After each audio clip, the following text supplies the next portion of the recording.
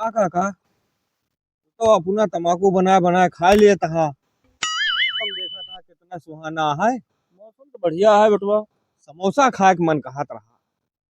बेटवा एक काम ना करते हाँ। नवा 100 रुपया दे जाई ले आई समोसवा आवा हम जाई तो बैठ। काका पैसा 1 रुपया ना एकदम नील पड़ा ही देखा था।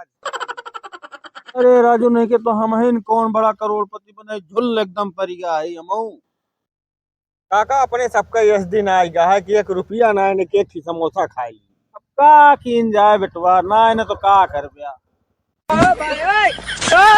आहो काका का के सिंह बैठा जुराता चला देखा था इतना मौसा रंगीन बना है चला एक एक ठीक एक पैक मारा जाए संजा हो गया है तो कुछ समझ में आवे खाली एक दिक्कत यह है बस का हो 100 रुपया खाली हो ना चला एक अद्दी ली और मारा जाए दोनों जने एकदम मौसम बन जाए।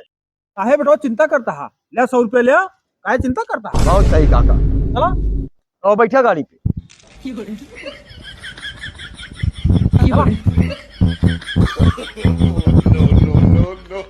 लेकिन काका एक दिक्कत यह है आओ राजू नहीं के काम था अद्दी एक व्यवस्था हो गया चखनवा के व्यवस्था ना काका काहे परेशान है चखनवा के पैसा हमरे लगा है।